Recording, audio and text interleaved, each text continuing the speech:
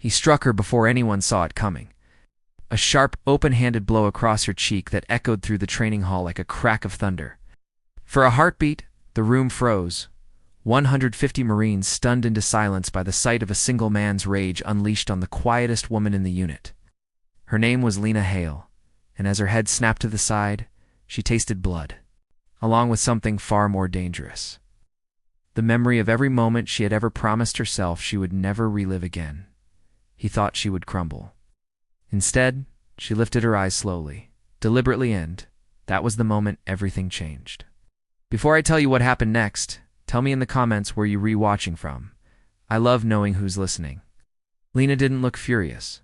She looked disappointed, like she'd given the world one last chance to be gentle, and it had squandered it. Around her, Marines shifted, boots scraping, breaths tightening, everyone waiting to see whether she would break or endure. But inside her, a single truth crystallized. Enduring was not the same as surviving. And she was tired of merely surviving. The man who hit her corporal Briggs was twice her size, a wall of muscle and bitterness, who had spent weeks trying to provoke her. He mocked her quiet voice. He called her porcelain, said she didn't belong here. And now, fueled by some twisted need to assert dominance, he had crossed a line he could never step back from. Lena's cheek throbbed, hot and swelling. She could hear whispers rippling through the hall like a rising tide. She sensed their hesitation, not because they sided with Briggs, but because they didn't understand her. Could someone so gentle be so unbreakable? She raised her hand. Not to defend, not to warn, just to wipe the blood at the corner of her mouth. Briggs smirked. "That's what I thought," he muttered. But he was wrong. Before he could even realize she'd moved, Lena stepped in with a calmness that felt terrifying. Her fingers wrapped around his wrists, not tightly, just firmly enough to say, "Stop." He didn't. He yanked hard. And in that instant, she made her choice. A swift rotation of her hips, a subtle shift of her center of gravity, a twist so precise it looked effortless. A single sharp pop filled the room. Briggs screamed, collapsing to his knees, clutching the wrist she had just snapped with the same serenity someone might use to close a door. 150 Marines didn't move, not because they couldn't tie, but because they had just witnessed something that rewrote everything they thought they knew about her. Lena stepped back, chest rising and falling in steady waves. Her face still burning from the impact, but her eyes steady. She wasn't proud. She wasn't triumphant. She was sad. Sad that violence always seemed to ask her for answers she never wanted to give. The commanding officer, Captain Rowan, pushed through the crowd. His voice was low, controlled.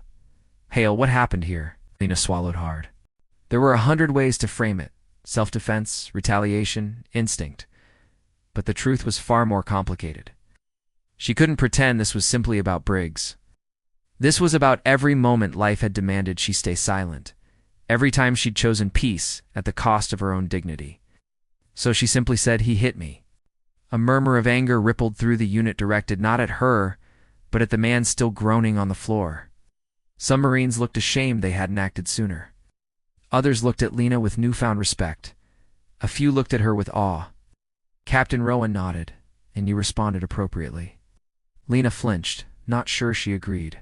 Violence always left a weight inside her. A question she couldn't quite answer. Should she have walked away? Should she have resisted without breaking him? But another voice, quieter but firmer, whispered, "You deserve to defend your own dignity." As medics carried Briggs out, Lena felt the tension in the room shift. Fear, not uncertainty. Something warmer, like the Marines around her had witnessed not just her strength, but her humanity, and they understood it. One private stepped forward hesitantly. "Ma'am, we've got your back." Then another, and another, till the hall moments ago filled with shock, filled with a soft but unmistakable wave of support. She didn't smile, but something inside her settled, like dust slowly sinking through a golden beam of light. I hadn't wanted this moment. She hadn't wanted a fight. But she had reclaimed something precious, the right to stand tall without apology.